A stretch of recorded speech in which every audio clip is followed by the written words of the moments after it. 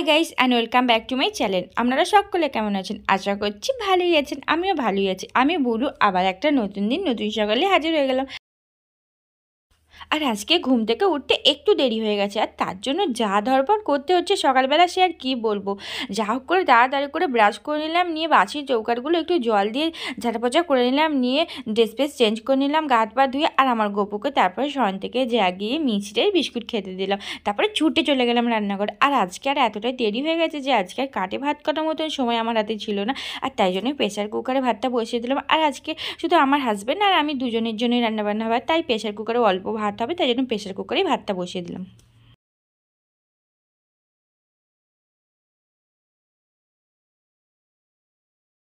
আর একটা উনানেতে মসুর ডালটা সেদ্ধ বসিয়ে দিয়েছি, আর আম দিয়ে ডাল করবো। ডালটা যে একটু সেদ্ধ হয়ে গেলো, তার মধ্যে আমটাও দিয়ে দিলাম। আর তারপর এখন বসে পড়েছি আনাজ কাটতে। আনাজ বলতে বেশি কিছু কাটছি না, আলু কাটছি এখন। আর আজকে করলা ভাজা করব, আর পটল ভাজা করব, আর আলু পোস্ত বানাবো, আর ওই যে আম দিয়ে ডাল করবো। এই আজকে রান্নাবান্না করবো। আর দুজনের জন্য আর বেশি কিছু রান্নাবান্না করবো না, একটু ডিম সেদ্ধ করে নেবো, ব্যাস তাহলেই হয়ে যাবে। আর দুজন বলতে আমার শ্বশুরমশাই গেছে কাজে, আর শাশুড়ি মা তো মামা শ্বশুর বাড়ি গেছে, এখনও আসেনি, তাই জন্যই আজকে দুজন বাড়িতে আছি। আর শাশুড়ি মা যদি বাড়িতে থাকতো তো আমার কোনো চিন্তাই হতো না, আমার ঘুম থেকে উঠতে দেরি হলে কোনো চিন্তা থাকতো না, এত ধরপাড়ও করতে হতো না। আর একা আছি বলি এত ধরপাড় করতে হচ্ছে, তাড়াতাড়ি করতে হচ্ছে, না হলে হাজব্যান্ডের টাইমে দিতে পারবো না, ব্যাস তখনই হয়ে যাবে।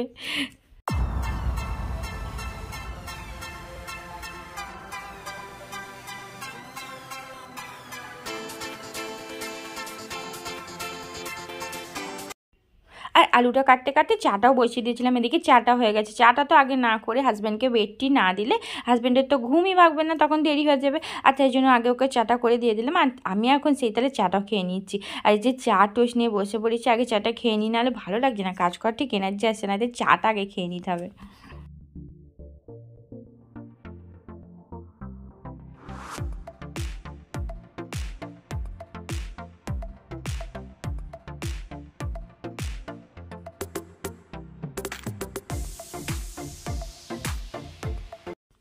আর ওদিকে তরকারিটা বসিয়ে দিয়েছি, আর তরকারিটা সেদ্ধ হচ্ছে, আর আমি এদিকে পোস্তটা বেটে নিচ্ছি।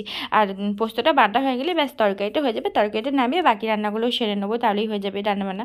আর ভাত তো আগেই হয়েই গেছে, প্রথমেই ভাতটা সিটি দিয়ে দিয়েছি, এখন ফ্যানটা জ্বলতে দিয়েছি। আর তারপরে ভাত তরকারি ডাল সমস্ত কিছু ঠান্ডা করে দিতে হবে, ঠান্ডা করে তারপরে হাজব্যান্ডের টিফিনে ভরতে হবে।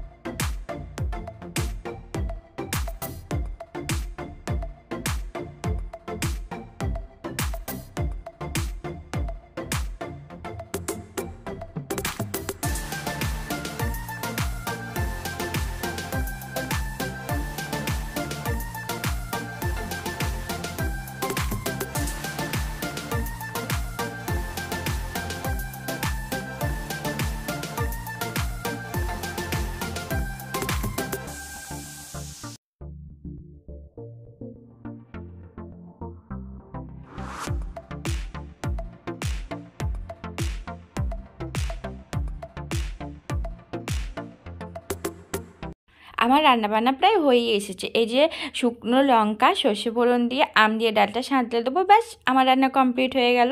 আর আমার কিন্তু রান্নাটা আমি 7:30টার মধ্যে কমপ্লিট করে ফেলছি। এবার এখন ধোয়া মাজাগুলোও করে নেবো। আর হাজব্যান্ড এখনও রেডি হতে পারেনি, আর আমার তার আগেই রান্নাবান্না হয়ে গেল। এবার হাজব্যান্ডের টিফিনগুলো সমস্ত কিছু ঠান্ডা করতে দিয়ে দিলাম, ঠান্ডা করে হাজব্যান্ডের টিফিনে ভরে দিলাম, দিয়ে হাজব্যান্ডকে খেতে দিয়ে দিলাম, দিয়ে যে বাসনগুলো রান্নাবান্না করেছিলাম সেগুলো ধোয়া মাজা করে নিলাম। আর না হলে বেশি দেরি হয়ে গেলে 8টা বেজে গেলে টাইম কলের জল চলে যাবে, তখন এই যে আমাদের মোটরের জল খরচা করতে হবে। এই যে এখন যেমন মোটরের জলে ধুচ্ছি, হাজব্যান্ডের খাওয়া হয়ে গেছে, যে একটা ডিশ বাটি ছিল সেটাই এখন ধুয়ে নিলাম। হাজব্যান্ড রেডি হচ্ছে, এখনও বেরোনি। আর এর আগে দেখালাম ঘরের অবস্থা, আগের দিন যে অনুষ্ঠান বাড়ি গিয়েছিলাম। আর কোথাও গেলে হয় ঘরদোরের যা অবস্থা, আর কি আর বলবো, যে জামা কাপড় একদম সব অবস্থা হয়েছে। এখন হাজব্যান্ড বেরিয়ে গেলে তারপরে ঘরদোরটাকে গুছাতে হবে।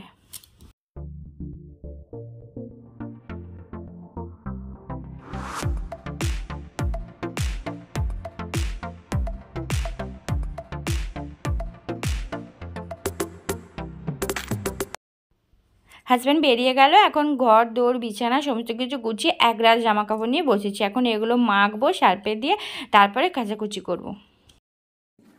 জামা কাপড়গুলো মেখে রেখে দিয়েছি, যে এখন ঘর দৌড়টা মুছে নিচ্ছি, মুছে নিয়ে কাচাকুচি করে তারপরে স্নান সেরে নেবো একেবারে।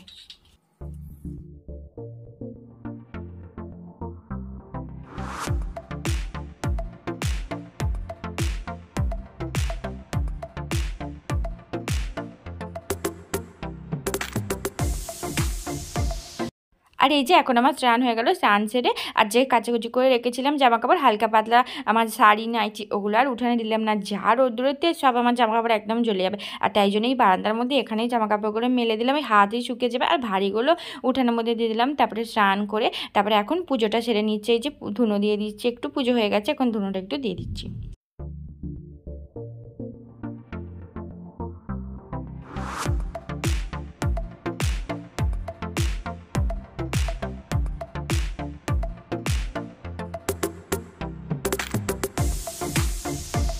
আর পুজো সেরে এই যে একেবারে ভাতের থালা নিয়ে বসে পড়লাম। আর আজকে টিফিন খেলাম না, একেবারে ভাত খেয়ে নিলাম, কারণ একা একা আছি তো, আর পরে ভাত খেতে ভালো লাগবে না, তাই জন্য এখনই ভাতটা খেয়ে নিলাম।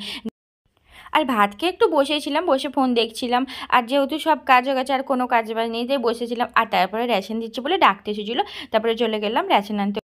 আর আমি রেশনের মাল কিছু আনবো না, শুধু এন্ট্রিটা করে স্লিপটা নিয়ে চলে আসবো, কারণ আমার কাছে সাইকেল ছিল না, বয়ে বয়ে এত ভারী ভারী মালপত্র নিয়ে যেতে পারবো না, তাই শুধু এসেছিলাম এন্ট্রি করতে। আর প্রচণ্ড রোদ্দুর ছিল, তাই ছাতা নিয়ে এসেছিলাম। যাই হোক আজকের মতন টাটা।